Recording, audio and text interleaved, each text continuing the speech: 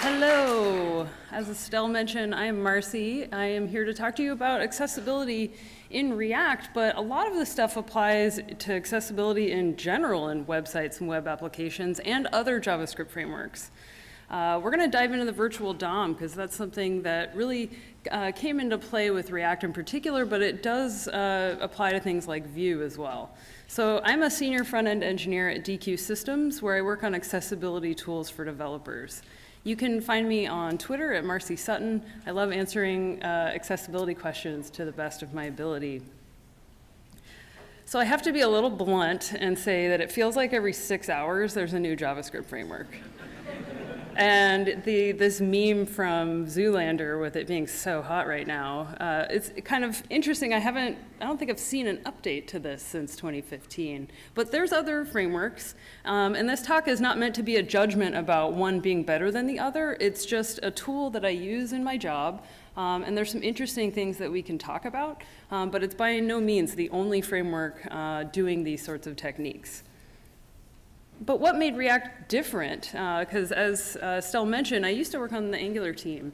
And there were a number of things that made React a little bit different that I think gave it better adoption, including virtual DOM, the component lifecycle and really moving to component-driven architectures, one-way data flow as opposed to two-way data binding, and frankly, the timing. Like it landed right in sort of a lull between Angular 1 and Angular 2.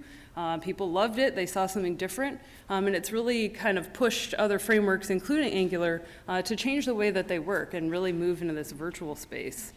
And there were a lot of benefits for developer ergonomics. So the ecosystem around React really made it enticing to use, lots of tooling, lots of excitement and passion in the industry, and so we're kind of seeing this effect impact other frameworks. But we're going to focus on accessibility in React applications. There's some great docs on the React.js site that are open source, and people have been contributing to those to that documentation page. But we're going to look today at virtual DOM, HTML and JavaScript, just kind of the way that we're working in that space. We'll look at user input events, focus management, and my favorite topic, testing.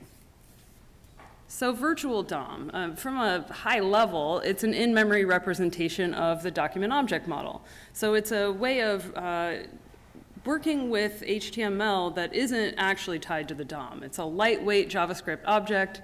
There's lots of different implementations of this, but React was really the first framework that I heard about that really went this direction. So it was super interesting. And since React 16, the way that this is working internally in React Fiber is a little bit different, but from a high level, it's still this idea that you have your real browser DOM, which comes with APIs and lots of things that you get from browsers, and that can be slow to update. And this was the big performance benefit that I think made people choose React. You have also this in-memory representation, this state tree that you can update and run, minimize and batch updates and then make changes only when absolutely necessary. So that really started to change the way that we rendered web pages because we're not using jQuery as much anymore to go and manipulate the DOM and try to maintain state. Instead, we're using this state tree and letting the framework look for changes and update our DOM as a result.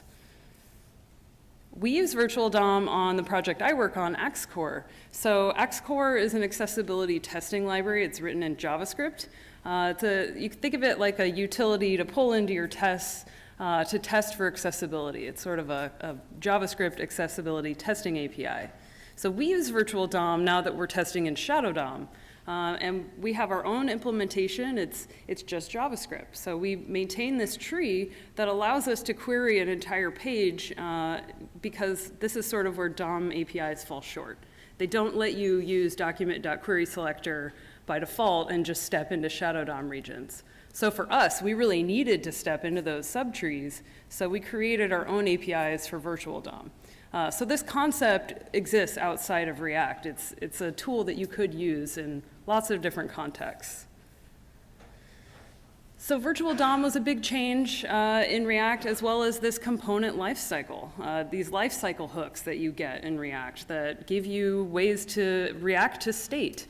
Things like component did mount, component did unmount, component did update, so you have these mounting and updating lifecycle hooks.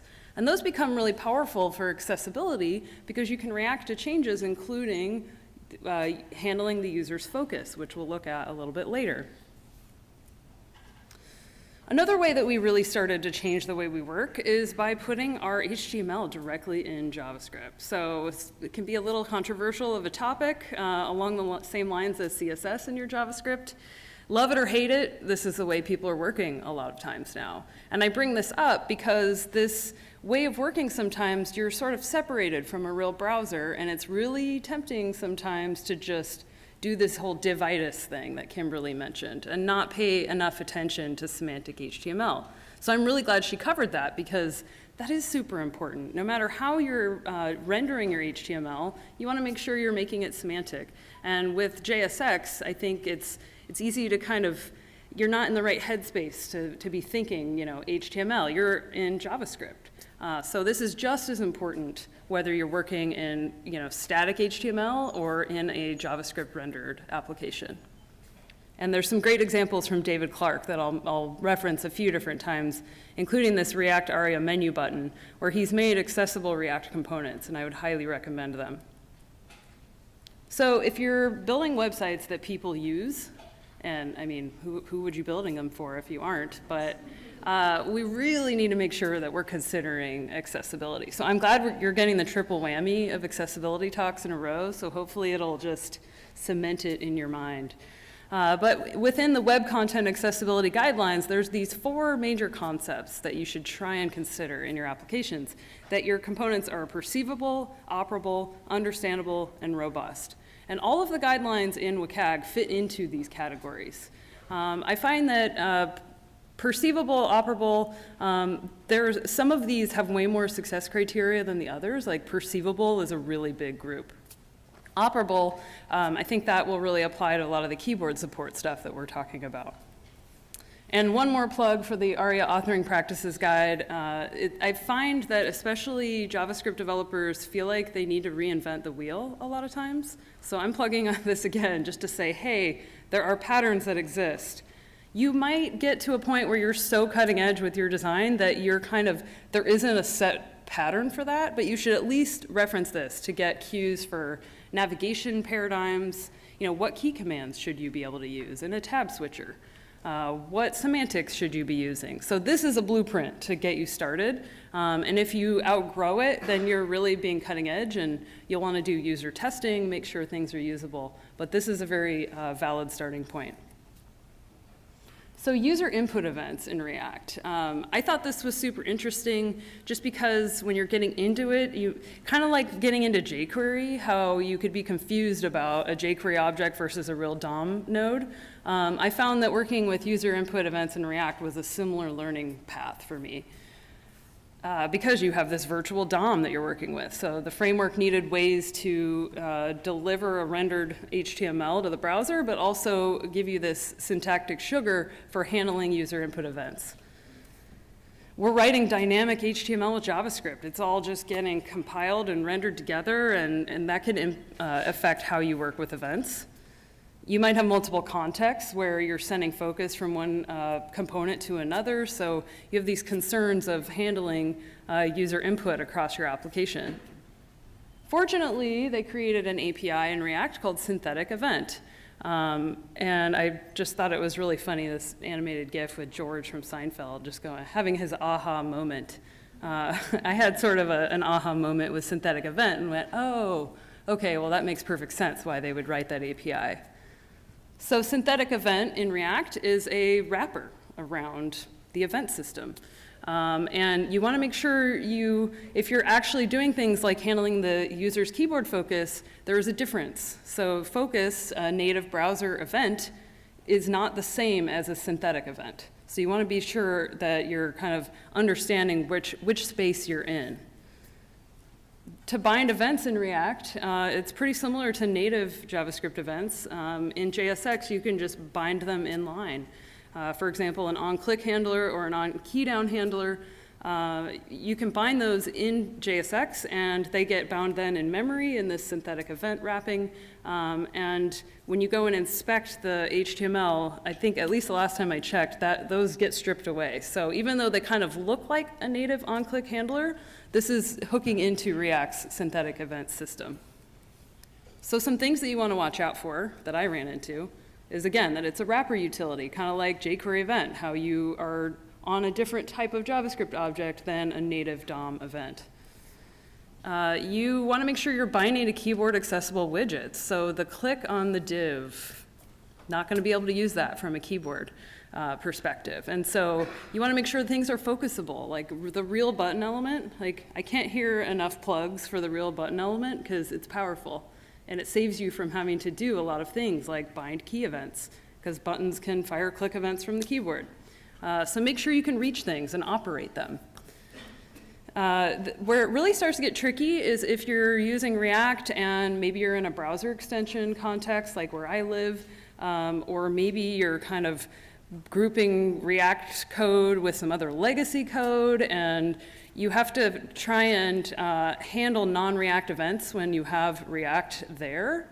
That can get sort of tricky. I've been in situations where I have to use event capturing to stop one event so it wouldn't make another thing happen. And an example is in the Chrome developer tools, when you have them open and you hit the escape key, it opens this little extra tray thing. Well, when you're working in React, like, what if you don't want the tray to open when you hit the escape key? What if I'm in a drop-down menu in the dev tools and I want to close the menu but not open that little tray thing? So when you're in React, in these contexts, sometimes it can get a little tricky.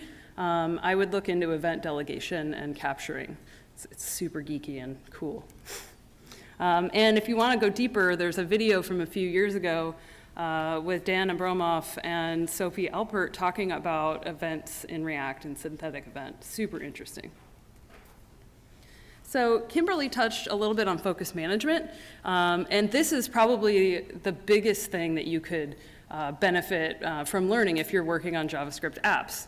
Because there's so many scenarios in these rich interfaces that are not being handled for focus, and it's pretty sad. Like, if you're like me and your arm starts to hurt from working too much and you just have to give up on the mouse and the trackpad, and you'll find that major tools that you use for your job are not supporting the keyboard, it's hard. It hurts. And I have a temporary disability with my arm pain, but for a lot of folks who can't use a mouse at all, they just can't use your application. So there's an article that I wrote on Smashing Mag a couple years ago on client-rendered accessibility, where I touch on a lot of these concepts. But this is super important in layers and modals, which, yeah, we try not to create modals for everything, because why put everything in a modal? But I mean, to be honest, that's what design teams are doing. They're making these rich interfaces, and there is a way to do them accessibly. Things like side navs. If your side nav is collapsed, you don't want the user's focus to go in there because they can't see where they are. Maybe when you close the side nav from selecting an item, you want to have your focus sent to another part of the screen. Things like tab switchers, menus, these kind of rich interactive environments where we're using JavaScript, we want to make sure we're not just leaving the user's focus off somewhere else, that we're guiding them through this application and improving the ease of use. Really getting back to that human performance concept of making apps easy to use. So I have a little demo from, so we use React in Axe DevTools, which is a Chrome and Firefox extension. And when you open the DevTools, we want that tool to be accessible, because accessibility testers are often blind and disabled. I know a lot of my teammates are. So in this little video, I'm showing what the focus outline looks like. So in Axe, you can go through all the violations it found, and when you select one, it forwards your focus into this main content area, and you have a visible focus outline. We've styled ours to be pink, which I'm pretty proud of. Not everyone is a huge fan of the pink. It might be hard to convince your design team, but as long as you have something that works with your brand and it shows where people are, it's such an improvement over a lot of the things I see out there. So some ways to handle focus in React in particular, the most recommended way is to use refs. So you have a reference to an element, and that way, if it gets re-rendered, that ref will be attached again, and you basically have a way to bind elements together and send focus to them. Another example of a way you might do it is in a set state callback. So when you set the state in your React application, you have to either query the state again or use a callback function, because right on the next line after you set it, you won't have that state yet. So Ryan Florence had an example. He said he lifted it right from an app he was working on, where in this set state callback, he would go and find a DOM node and focus on it, which if you remember that synthetic event stuff from earlier, how I said to focus, you need a real DOM node, that's where this find DOM node API starts to become useful. And it's a little bit hacky, but real world accessibility tip, sometimes you need a trusty set timeout.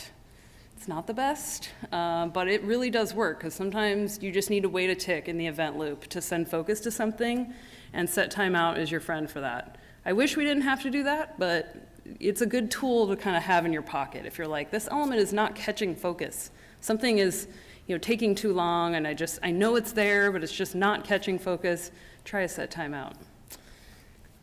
And then the third focus management example is from our attest extension, which is like Axe, but an enterprise product that's sort of layered on top of that. We have an example in our scripting API where you can script accessibility tests. And I found some code in there that because the user is in this set of controls, we already know that their focus is close by. But there are some cases where this form gets re-rendered, and we want to make sure their focus is not lost. So we can use a tool called document.activeElement, which is a native browser API for checking which element is focused. We can check if there is a focused element. If it's in this subtree, then we just abort and don't do anything. But if there isn't a focused element for some reason, we make sure that we're handling it. So there's different ways, different strategies that you could handle focus in React. They focus on refs. That's probably the best place to start. Using that set state callback is a good way to go. Focusing on component mount or update is technically an option, like I just showed, but I have an asterisk there because you want to be really careful. You don't want to be automatically sending the user's focus to random places on re-render all the time, unless it's for a very specific reason. But I've found it's more, maybe you're more declarative, like the user clicks a link and then their focus gets sent here. It's probably better to put an event on that link that sends the focus instead of just magically re-rendering, because then what happens is you re-render that component in some other UI flow and all of a sudden it's stealing the focus. And then recently React, they rebuilt their context API. I haven't looked into that as much, but I think that is something to look into if you're exploring different focus management strategies. But the smartest of all, and this would apply no matter the framework, would be to have a focus layering system in your application. So something kind of higher order API that you can use to manage the focus across many components. If you're working in a really big, complex web application, that would be the direction I would go in. Okay, so some testing. This is where I really love talking about accessibility because I like seeing light bulbs go on for developers, and you can feel like, oh, that's something I can do in my application to like really cement this in my workflow and make sure that our teammates are all learning, we're catching bugs before they regress and go out to production. So testing is this piece to really kind of bring it all together and make it part of your app. So we'll look at some unit testing, integration testing, and some tools. In React, your unit tests are usually just rendering with some props and state. You're mocking dependencies to keep these tests small and isolated. For accessibility, a good use case is for interaction APIs. So say you have like I just said, the focus layer system. Maybe you can do some unit testing on that just to make sure that all the plumbing is working. You're not actually asserting which element is focused, but rather testing an API. You could use snapshot testing to look at your state tree and see if things change. That's a technique people use a lot.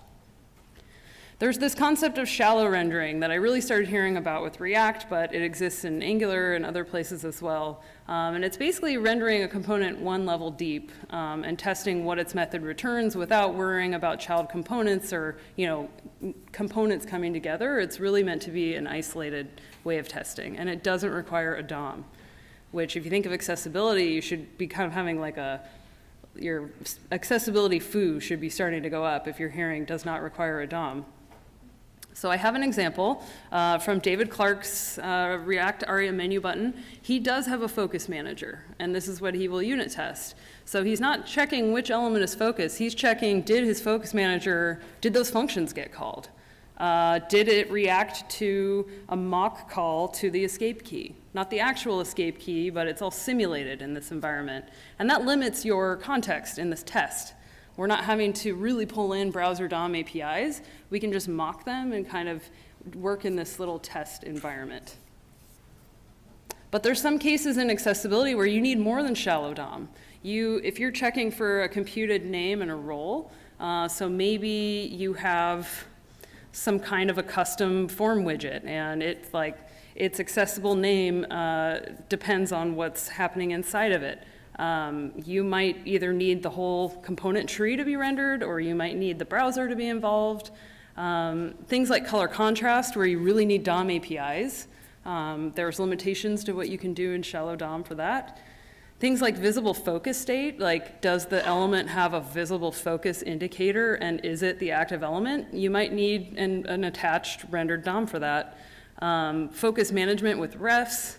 ARIA support, and I have an asterisk because it sort of depends if it's ARIA within itself or if it's like controlled by other components, other interactions on the page. So that's where mounted rendering really becomes useful, and the enzyme testing tool for Jest and React has become really useful for that because you can actually mount. It gives you an API for attaching, and it's very clear what's shallow versus what is rendered and mounted. And this makes a big difference for accessibility testing. So I have an example. There's a little alley helper on my GitHub gist. And I'm turning off color contrast in this unit test because some of the APIs just don't exist. We're not in a real browser instance. But I wrote a little helper for enzyme testing to kind of smooth out some of this. And the basic idea is that we pull in this little helper. It's going to call AXCore for us and run some accessibility tests. And it should return a JSON object to us with violations, if there were any. And this is great for testing, because we can assert that there are no accessibility violations. A little more on the helper itself. It goes and attaches to the DOM and makes sure that you have the right environment to run Axe. It goes and sets global.node and then calls axcore.run, and kind of this little helper I found just smooths out some of that boilerplate. So some unit testing considerations. Just in a general sense, you really want to test individual units. So no calls to the network, mocking dependencies, all that kind of stuff. That makes things fast, so that's why a lot of developers like this, is your test performance can be fast. Pay attention to platform gaps in JS DOM, which is often the rendering engine that we're using in this environment. It doesn't support everything we need, so that's why I turned off color contrast. And then it's pretty easy to try and interact with your components in a limited sense in your isolated unit tests without realizing that all of your click events, you could be clicking on a div, and I'll show an example in a minute of how we can make sure that we're actually binding to accessible and operable elements. So the dreaded document element error, which you might get, where it says cannot read property document element of undefined. You might start hitting this when you're trying to test for accessibility in a shallow test environment because you don't have a real browser. So this is when you start to go, oh, I don't have everything I need for this. I need a little help. And the fix for this is a JS DOM helper. There's a module called JS DOM Global, and it gives you some hooks to tell JS DOM, hey, here's the window object, and here's the document object. And this sort of paves the way for you to start doing browser testing with a tool like JS DOM. And so there's kind of this fine line between unit and integration tests, and at what point are you're not isolated anymore. I love this quote that says, front-end bugs have occurred in the boundary between components or layers of our app. For example, between the API and the data layer and our components, or between a parent and a child component. So it really starts to make the case for more integrated testing for components across your application. It also happens to be great for accessibility testing. So testing components together, it is a little bit slower and more processor heavy because you're involving a real browser. But on the plus side, a real browser has more accurate results and is more like what a real user will experience. One downside is the WebDriver docs are a little hard to use, but increasingly I'm reaching for a tool called Cypress. I'm sort of new to Cypress and getting used to it, but I find that it's a great alternative to WebDriver. I do have a cool WebDriver demo app, and I was going to run this in my command line real quick to show you. So I have this demo app that I write some tests for, fire up WebDriver. I'm pulling in an Axe WebDriver.js utility to run accessibility tests on my app. And I have a modal on the page that I'm going to test its accessibility using Axe Core, and I'm going to go try and use the keyboard to open it, because that's kind of a double whammy I'm trying to cover in this test, is run accessibility tests on it and do it from the keyboard, which means opening the modal. So let's go over to my command line. And we'll make this a little bigger. So I have my app running in one tab in my terminal. I'm going to run my integration test by going npm run integration. And this is going to call into my app using WebDriver. I'm actually going to make this a little bit smaller so we can see the browser open in the background. You can see all of my experiments on my machine. So we'll do npm run integration. It's going to open that. We can see that just a little sliver of the browser open in the background. But there's a problem. It says no such element. It couldn't find this element. Oh, and that might be because my app's not running.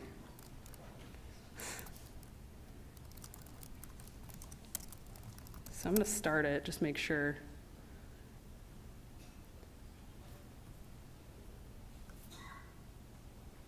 What I want to show you is, so there's this little modal over here. This is what we're testing. We're going to open it up with the keyboard and make sure that we can run Axe on it. So let's do npm run integration again. So it's firing up that browser. Yeah, I'm pretty sure it was just trying. Yeah, okay, so what happened? Now we're getting the real assertion I was expecting, which is can't focus element. So this technique I'm showing you of automated testing, let's go back to my slides, is that I'm going and using the enter key. But surprise, it's a div element. It's not a real button. So it wasn't focusable. I couldn't open it with the keyboard. So if you write your tests like this, like not just use a click event, which if you're a mouse user, you can click on a div, you can catch keyboard, the lack of keyboard support in your automated tests using this technique. Just making sure that you can automate things from the keyboard. So this demo kind of combines that concept of keyboard feature tests, which are specific to your app, and then using a tool like Axe as an API so that you don't have to write all of the accessibility tests yourself. So you can find that app. It's bit.ly/a11y-demo-app. And I wrote it intentionally to be broken so we can test it and play with it. So if it looks like the heinous markup that you're like, whoa, I can't believe she made that, it was intentional. So some testing APIs, I mentioned Axe Core and Axe WebDriver. The idea is so that you don't have to write color contrast algorithms yourself, because that stuff's complicated. Things like React Axe, which is a Chrome console tool that you can debug Axe right in your console. The ESLint plugin for JSX is really great for accessibility. You might run into some false positives sometimes where you don't have CSS and you don't have a DOM. So that's why we in Axe Core land often recommend that you need a browser. And the older React A11y project is great. It will tell you if you have put a click event on a div. Super helpful. So to wrap it up, accessibility can be done right in React and in other JavaScript frameworks. It's possible to do it right, but you need some of the basics. So things like the ARIA Practices Guide are helpful. You're going to want to get skilled at focus management if you're building JavaScript apps, because otherwise we're just sort of leaving users in the dust. And while you do that, make sure you test it. Write automated tests, test it with real users. And if you're new to making accessible interfaces, I have an egghead course called Start Building Accessible Web Applications Today, and I break down a lot of these little development techniques for accessibility. So if you've got any questions, you can find me on Twitter. A lot of my stuff is on GitHub as well. So thank you, Estelle, for having me.